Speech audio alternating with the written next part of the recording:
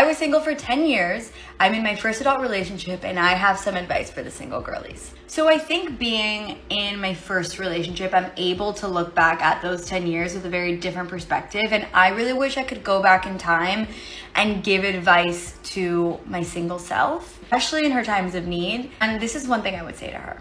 Now, it's this weird analogy that I randomly came up with, but for some reason it works, or at least it makes sense to me. Let me know what you guys think. I think when you've been single for a long time, or you feel a little desperate and you're like, when the is it gonna happen? Like, I've been waiting for years or for months or for whatever it may be. You're getting desperate and it feels like the only thing you can think about is getting into a relationship and finding your person and blah, blah, blah. And you start to lose your joy because you don't have that yet.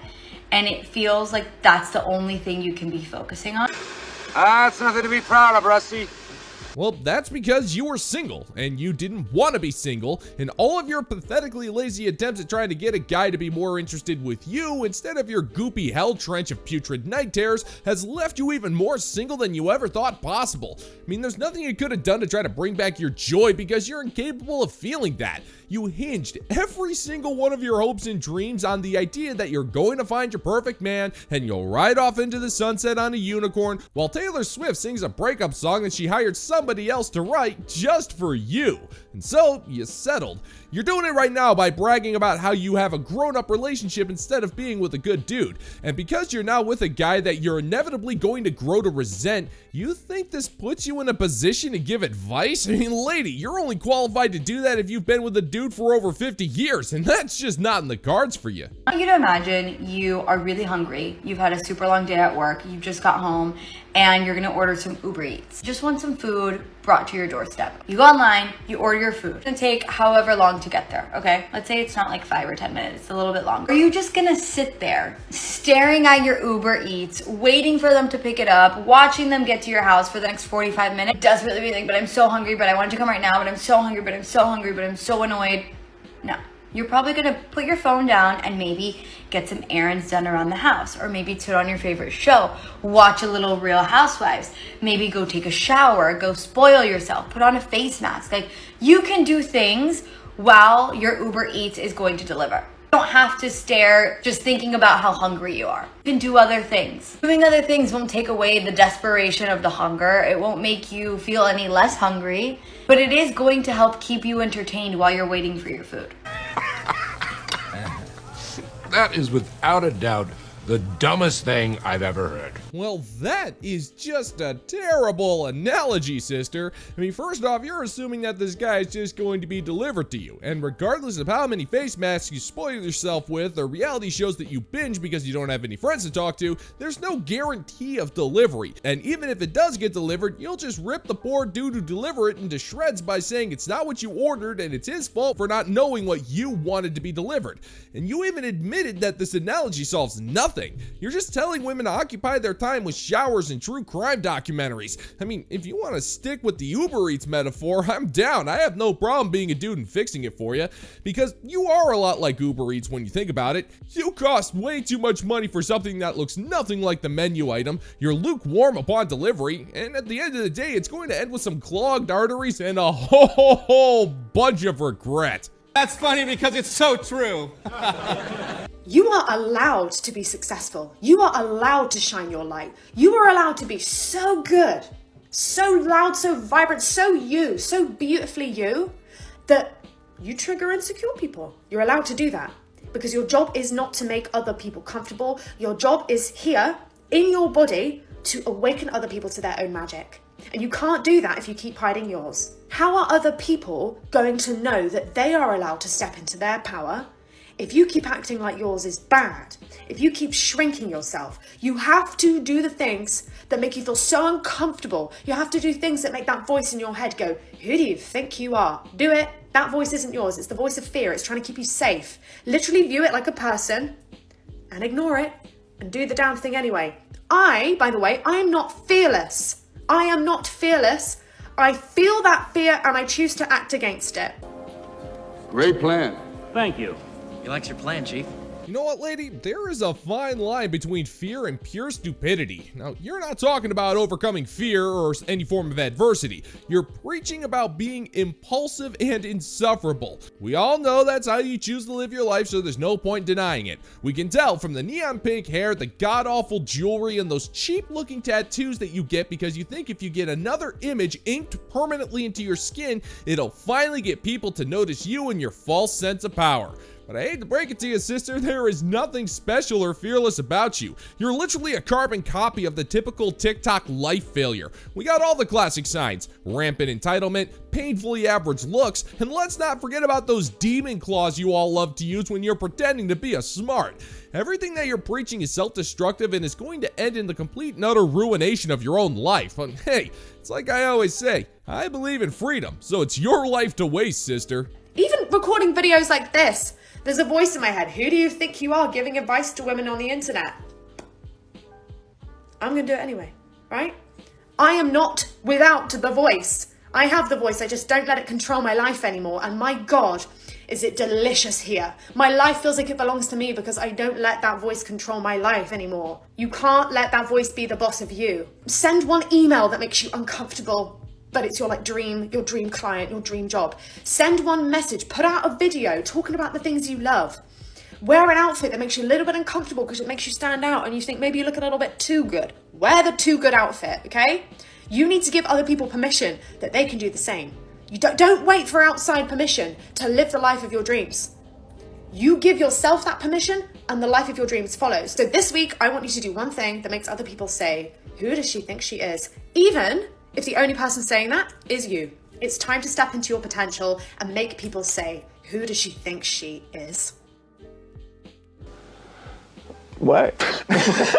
Hey, woman, you do realize that's not a good thing, right? I mean, if people are saying that, it's typically because people like you are acting so absurd that it defies all possible logic.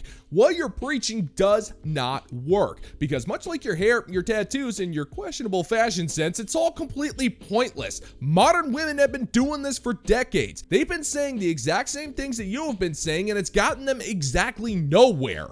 Okay, maybe that's a stretch. It did lead them somewhere, for being technical. It led them to their bathrooms, their cars, or their offices where they record themselves endlessly complaining about how they're single, childless, and how it's all somehow our fault because her dad once refused to drive her to Disney World on a friggin' school night.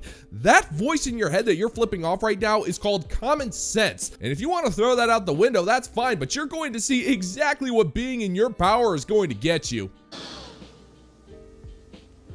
Nothing! Absolutely nothing! Stupid! You're so stupid! I already know that only hyper-independent, chronically single women are gonna understand what I'm about to say. Do any of you guys also think about like wanting to get married one day, but then the thought of not being single one day make you so sad? Like, it makes me grieve. Like, I genuinely am like, not because I'm unhealed, but because I love being alone. Like, I just love my little quaint, peaceful, and not like I'm outside, okay? I'm a homebody. I don't leave my house. So the thought of having to like leave my house and entertain another human being, share the air that I am breathing with another human being. Whoa.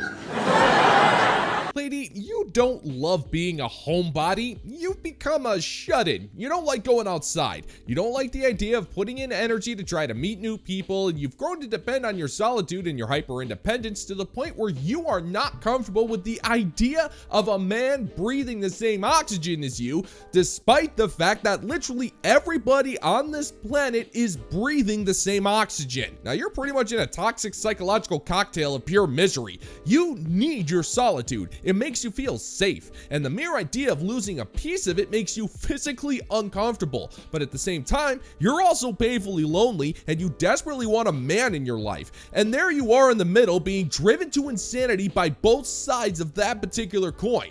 But this is the prize you get when you completely botch up the game of life, sister. I mean, seriously, with all of the advantages that you got, how could you possibly botch it up this badly? And like, not be so independent. Not like we're gonna ever lose our independence, but like we're gonna have to give a little, you know, adjust, and like not be so comfortable being alone. I can be alone, me, my dog, and God for the rest of my life, and I will be content, okay? But obviously, I know that I want to get married one day, and I'm 31, so it's like I'm reaching the age where I'm like, all right, you gotta like snap out of this. But I don't want to, but like I do. You know what I mean? Like this, do you know what I mean? How can you be perfectly content with living alone with your dog and then in the very same sentence talk about how badly you want to get married? I mean, lady, you had your chances. It's just the older you got, the more you locked yourself in your apartment. You don't go out to talk to men because they're on the dating apps. You don't go to movies anymore because you can just stream them. Hell, you don't even bother going grocery shopping because you can have those things delivered to your front doorstep. Your one-bedroom apartment is not your sanctuary. It's a coffin, and you intentionally lock yourself in there because you're so damaged that it's just easier to shut out the world than it is to be a part of it. And even if you did manage to grow comfortable with the idea of being with a guy, how do you think he's going to feel when he sees a video of you saying how you hate the idea of sharing oxygen with someone else?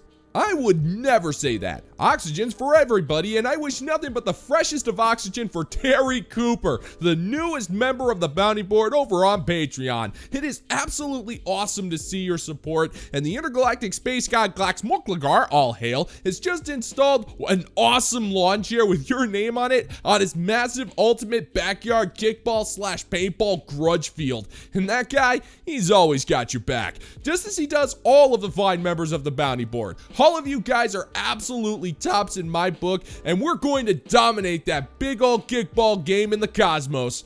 All hail! And if you're interested in supporting the channel, check out the Bounty Board over on Patreon, where $5 a month gets you access to exclusive content you're not going to find on YouTube. I will keep talking about this. I got married last year and I don't like the way I'm treated now. Not by my husband, but by society, by all the other people who are not my husband. My husband is actually like the only person whose treatment of me as a wife I've enjoyed, who's like made it a lovely experience to be a wife. Everyone else, I'm like, it's putting a damper on the whole thing. Genuinely, people treat me as secondary now. They address him, they don't address me. They like want his input, his approval, they don't want mine. The salesman for the AT&T security system comes to the door. He talks to me, but he's like, "Oh, is your husband home? Is your better half here?" Bitch, I'm the fucking better half. People refuse to call me by my name. I didn't choose my name. They refuse to call me by my name. They will not stop asking when I'm having kids. Will not stop. Just like it's actually literally insane. Like, I am enjoying the marriage. I am enjoying the partnership. I am enjoying the husband, everything else. No, don't call me Mrs. I don't need to be called Mrs. He didn't get a new title. I don't need a new title. He didn't get a new name. I don't need a new name. What's that, shit? There's a shit smell. Is that you? Smells like poo-poo. Oh, I am so sorry, Agnes. You know, I have been disrespecting you this whole time. You know, I had no idea that I wasn't calling you by your proper name. Well, don't I feel like a horse's ass? Well, allow me to rectify that. I'm sorry, Mrs. Agnes. It'll definitely happen again. But with that being said, it is absolutely horrible to see you, Mrs. Agnes. Looks like you're fast-tracking your videos for your divorce. I see what you're doing there. It's not going to work, Mrs. Agnes. You don't get to say that you enjoy being married to your husband and then refer to yourself as the better half while complaining endlessly about how other people talk to you. If you were truly happily married and honored to be with this guy, you wouldn't care about that, Mrs. Agnes. But you care more about how people perceive your marriage instead of how you are perceived by your husband. You know, that man you swore to honor and obey? Well, guess which two things you're not doing right now, Mrs. Agnes? You're just living proof that getting married is completely pointless, because even when you're given the ring, you're still not giving this poor guy any wife privileges, mainly the privilege of shutting up. I'm good on all that. And otherwise, I'm having a great time. Liar! Liar! Liar! But like, literally like everything else. Like, why is everyone treating me differently all of a sudden? And that video, when I said this, went very viral, and I expected the men to be all pressed in the comments. What I did not expect is for them to seek out my husband and be mad at him, to be at him. These men are so mad. They are so mad that like women feel this way, that women feel like I did not sign up to be a second-class citizen when I signed up to be your wife. They're so mad that we feel that way. But they are also so mad that there are men out there who like women like me, like us, like literally are so mad at my husband. Like, your wife's a feminist. He is well aware. Give me cancer now, God! Mrs. Agnes, I'm going to tell this to you from the very bottom of where my hope for humanity used to live. Men are not mad about your complaints. They feel sorry for the man that's married to you because you're constantly going online and bitching about how the entire planet isn't catering to your self-centered disposition. You're constantly emasculating this poor guy by implying that you're better than him. You're bitter over the fact that this man has a say in anything that goes on in the marriage, and even when you claim to love being married, you spend more time harping on about the crap that doesn't matter over the man whose only crime was being brain damaged to love a soulless cretin such as yourself, Mrs. Agnes. We're not angry at what you say. We're dumbfounded, we're mildly amused, and we might feel nothing but sympathy for the dude you sunk your claws into, but that's not anger. Why would we bother getting angry with you, Mrs. Agnes? You're stupid, you're judgmental, and incredibly arrogant. Plus, I think it's a little self-centered of you to think that we have nothing better to do with our energy than waste it on you. Because trust me, Mrs. Agnes, you're not even worth it.